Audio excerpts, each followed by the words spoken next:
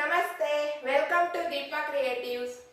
ಬೆಳಿಗ್ಗೆ ತಿಂಡಿಗೆ ಚಪಾತಿಯನ್ನ ಮಾಡಿದವಾಗ ಎರಡು ಚಪಾತಿ ಹಾಗೇನೆ ಉಳ್ಕೊಂಡ್ಬಿಡತ್ತೆ. ಅಂತ ಚಪಾತಿಯನ್ನ ಪುನಃ ಸಾಯಂಕಾಲ ನಮಗೆ ತಿನ್ನಕ್ಕೆ ಬೇಜಾರು ಅನ್ಸುತ್ತೆ. ಸೊ ಅಂತ ಟೈಮಲ್ಲಿ ಅದೇ ಚಪಾತಿಯನ್ನ ಯೂಸ್ ಮಾಡಿಕೊಂಡು ರುಚಿಕರ ತಿಂಡಿಯನ್ನ ಮಾಡಿಕೊಂಡು ತಿನ್ನಬಹುದು.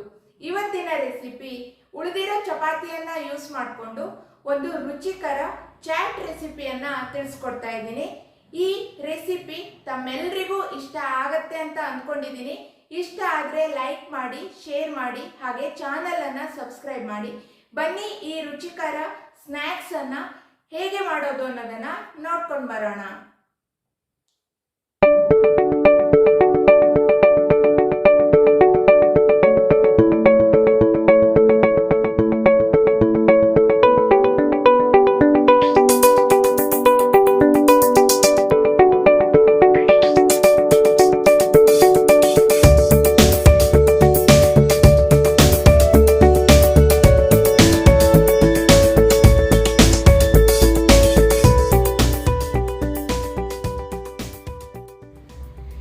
ಬನ್ನಿ ಇದನ್ನು ಮಾಡುವ ವಿಧಾನವನ್ನು ನೋಡ್ಕೊಂಡು ಬರೋಣ.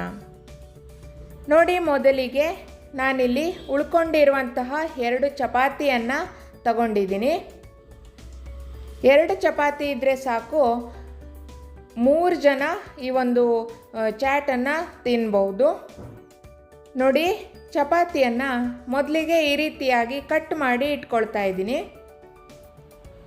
ನೋಡ್ತಾ ಇದ್ದೀರಲ್ವಾ ಯಾವ ರೀತಿಯಾಗಿ ಕಟ್ ಮಾಡ್ಕೊಳ್ತಾ ಇದ್ದೀನಿ ಅಂತ.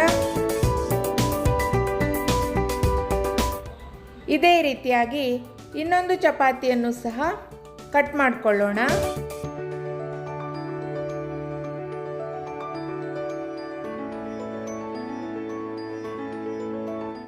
ನಿಮಗೆ ಇನ್ನು ಚಿಕ್ಕದಾಗಿ ಬೇಕಿದ್ದರೆ ಇನ್ನೂ ಸ್ವಲ್ಪ ಚಿಕ್ಕದಾಗಿ ಕಟ್ ಮಾಡ್ಕೋಬೋದು. ನೋಡಿ, ಈ ರೀತಿ ಕಟ್ ಮಾಡಾದ ನಂತರ ಇದನ್ನು ಎಲ್ಲವನ್ನು ಒಟ್ಟಿಗೆ ಇಟ್ಕೊಳ್ತಾ ಇದ್ದೀನಿ.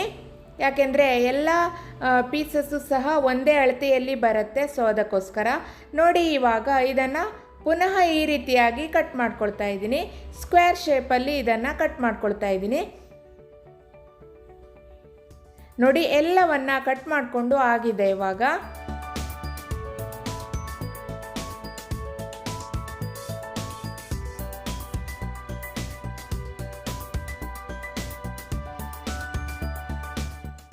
ಇವಾಗ ನೋಡಿ, ಒಂದು ಪ್ಯಾನ್ ಒಳಗಡೆ ಆಯಿಲನ್ನು ಹಾಕ್ಕೊಂಡಿದ್ದೀನಿ. ಆಯಿಲು ಹದವಾಗಿ ಕಾದಿದೆ. ಕಾದ ನಂತರ ಈಗ ನಾವು ಈಗಾಗಲೇ ಕಟ್ ಮಾಡಿ ಇಟ್ಕೊಂಡಿರುವಂತಹ ಚಪಾತಿಯನ್ನು ಹಾಕ್ಕೊಳ್ತಾ ಇದ್ದೀನಿ. ನೋಡಿ, ಫ್ಲೇಮನ್ನು ಹೈ ಇಟ್ಕೋಬಾರ್ದು, ಮೀಡಿಯಮ್ ಫ್ಲೇಮಲ್ಲಿ ಇಟ್ಕೊಂಡು ಇದನ್ನು ಫ್ರೈ ಮಾಡ್ಕೊಳ್ತಾ ಇದ್ದೀನಿ. ನೋಡಿ, ಒಂದು ಕಡೆ ಫ್ರೈ ಆದ ನಂತರ ಅದನ್ನು ತಿರುಗಿಸಿ ಹಾಕ್ಕೊಂಡು ಫ್ರೈ ಮಾಡ್ಕೋಬೇಕು. ಎರಡೂ ಕಡೆ ಇದನ್ನು ಚೆನ್ನಾಗಿ ಫ್ರೈ ಮಾಡ್ಕೋಬೇಕಾಗತ್ತೆ.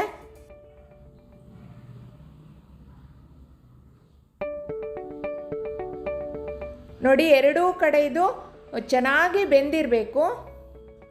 ಗೋಲ್ಡನ್ ಬ್ರೌನ್ ಕಲರ್ ಬಂದಿದೆ. ಇವಾಗ ಇಷ್ಟು ಫ್ರೈ ಆದರೆ ಸಾಕು, ಕ್ರಿಸ್ಪಿ ಆಗುತ್ತೆ, ನಮಗೆ ಗೊತ್ತಾಗತ್ತೆ. ಆ ಟೈಮಲ್ಲಿ ಇದನ್ನು ತೆಗೆದುಕೋಬೇಕಾಗತ್ತೆ. ಅದೇ ರೀತಿಯಾಗಿ ಉಳಿದಿರುವ ಚಪಾತಿ ಪೀಸಸ್ಸನ್ನು ಸಹ ನಾನು ಇದೇ ರೀತಿಯಾಗಿ ಫ್ರೈ ಮಾಡಿ ಇಟ್ಕೊಳ್ತಾ ಇದ್ದೀನಿ.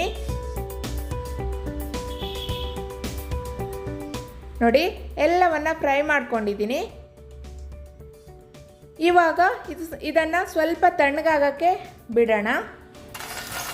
ತುಂಬ ಬಿಸಿ ಬಿಸಿ ಇದೆ, ಸ್ವಲ್ಪ ತಣ್ಣಗಾಗಬೇಕು. ಆ ನಂತರ ಮುಂದಿನ ಸ್ಟೆಪ್ಪನ್ನು ಮಾಡ್ಕೊಳ್ಳೋಣ. ನೋಡಿ, ಇವಾಗ ಪೂರ್ತಿಯಾಗಿ ತಣ್ಣಗಾಗಿದೆ. ಈಗ ಒಂದು ಪ್ಲೇಟನ್ನು ತೆಗೆದುಕೊಂಡು ಅದರ ಮೇಲ್ಗಡೆ ನೋಡಿ ತೋರಿಸ್ತಾ ಇದ್ದೀನಿ. ಅದೇ ರೀತಿಯಾಗಿ ಫ್ರೈ ಮಾಡಿರುವಂತಹ ಚಪಾತಿಯನ್ನು ಇಟ್ಕೊಳ್ತಾ ಇದ್ದೀನಿ. ಮೇಲಿಂದ ಈರುಳ್ಳಿಯನ್ನು ಹಾಕ್ಕೊಳ್ತಾ ಇದ್ದೀನಿ. ಹಾಗೆಯೇ ಟೊಮೆಟೊವನ್ನು ಸಹ ಹಾಕ್ಕೊಳ್ತಾ ಇದ್ದೀನಿ.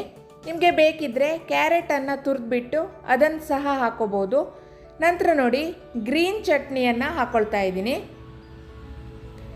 ಅದೇ ರೀತಿಯಾಗಿ ಹುಣಸೆ ಹಣ್ಣಿನ ಸ್ವೀಟ್ ಚಟ್ನಿಯನ್ನು ಹಾಕ್ಕೊಳ್ತಾ ಇದ್ದೀನಿ. ಈ ಗ್ರೀನ್ ಚಟ್ನಿ ಮತ್ತು ಹುಣಸೆ ಹಣ್ಣಿನ ಸ್ವೀಟ್ ಚಟ್ನಿ ಮಾಡುವ ವಿಧಾನವನ್ನು ಈಗಾಗಲೇ ನಾನು ವಿಡಿಯೋದ ಮೂಲಕ ಅಪ್ಲೋಡ್ ಮಾಡಿದ್ದೀನಿ ನನ್ನ ಚಾನಲಲ್ಲಿ. ಯಾರಾದರೂ ನೋಡಿಲ್ಲ ಅಂತಂದರೆ ನೋಡ್ಕೊಳ್ಳಿ. ನಂತರ ಖಾರ ಬೂಂದಿ ಹಾಕ್ಕೊಂಡಿದ್ದೀನಿ. ಖಾರ ಬೂಂದಿಯ ಬದಲಾಗಿ ಸೇವ್ ಇದ್ದರೆ ಅದನ್ನು ಕೂಡ ಹಾಕ್ಕೋಬೋದು. ಮೇಲಿಂದ ಇನ್ನೂ ಒಂದು ಸ್ವಲ್ಪ ಗ್ರೀನ್ ಚಟ್ನಿ ಮತ್ತು ಹುಣಸೆ ಹಣ್ಣಿನ ಚಟ್ನಿಯನ್ನು ಹಾಕ್ಕೊಳ್ತಾ ಇದ್ದೀನಿ. ಈ ಗ್ರೀನ್ ಚಟ್ನಿ ಮತ್ತು ಹುಣಸೆ ಹಣ್ಣಿನ ಚಟ್ನಿಯನ್ನು ಲಾಸ್ಟಲ್ಲಿ, ಈ ವಿಡಿಯೋದ ಲಾಸ್ಟಲ್ಲಿ ಸ್ಕ್ರೀನ್ ಮೇಲ್ಗಡೆ ಹಾಕಿರ್ತೀನಿ. ಯಾರಾದರೂ ನೋಡಿಲ್ಲ ಅಂತಂದರೆ ನೋಡಿ. ನಂತರ ಇನ್ನೂ ಒಂದು ಸ್ವಲ್ಪ ಬೂಂದಿ ಕಾಳನ್ನು ಹಾಕ್ಕೊಂಡಿದ್ದೀನಿ. ನೋಡಿ, ರುಚಿಕರವಾದಂತಹ ಚಾಟ್ ರೆಡಿಯಾಗಿದೆ. ಹೀಗೇ ತಿನ್ಬೋದು ಅಥವಾ ಬೇಕಿದ್ದರೆ ಮೇಲ್ಗಡೆಯಿಂದ ಮೊಸರನ್ನು ಹಾಕ್ಕೊಂಡು ತಿನ್ಬೋದು. ನನಗೆ ಮೊಸರು ಹಾಕ್ಕೊಂಡು ತಿಂದರೆ ತುಂಬಾ ಇಷ್ಟ. ಸೊ ಅದಕ್ಕೋಸ್ಕರ ನಾನು ಮೊಸರನ್ನು ಹಾಕ್ಕೊಂಡು ತಿಂತಾಯಿದ್ದೀನಿ. ಮೊಸರಿಗೆ ಒಂದು ಸ್ವಲ್ಪ ಸಕ್ಕರೆಯನ್ನು ಹಾಕಿಬಿಟ್ಟು ಚೆನ್ನಾಗಿ ಮಿಕ್ಸ್ ಮಾಡಿಕೊಂಡು ನಂತರ ಆ ಮೊಸರನ್ನು ಹಾಕ್ಕೊಳ್ತಾ ಇದ್ದೀನಿ. ಒಂದು ಒಳ್ಳೆ ಟೇಸ್ಟ್ ಕೊಡುತ್ತೆ ಮೊಸರನ್ನು ಹಾಕ್ಕೊಳ್ಳೋದ್ರಿಂದ. ನೋಡಿದ್ರಲ್ಲ, ಸುಲಭವಾಗಿ ಉಳಿದಿರುವಂತಹ ಚಪಾತಿಯನ್ನು ಉಪಯೋಗಿಸ್ಕೊಂಡು ಯಾವ ರೀತಿಯಾಗಿ ಒಂದು ರುಚಿಕರ ತಿಂಡಿಯನ್ನು ಮಾಡ್ಕೊಳ್ಬೋದು ಅನ್ನೋದನ್ನು. ಈ ರೆಸಿಪಿ ಇಷ್ಟ ಆದರೆ ಲೈಕ್ ಮಾಡಿ, ಶೇರ್ ಮಾಡಿ, ಹಾಗೆ ಚಾನಲನ್ನು ಸಬ್ಸ್ಕ್ರೈಬ್ ಮಾಡುವ ಮೂಲಕ ನನಗೆ ಸಪೋರ್ಟ್ ಮಾಡಿ. Thanks for watching. ನಮಸ್ಕಾರ. ಬಾಯ್.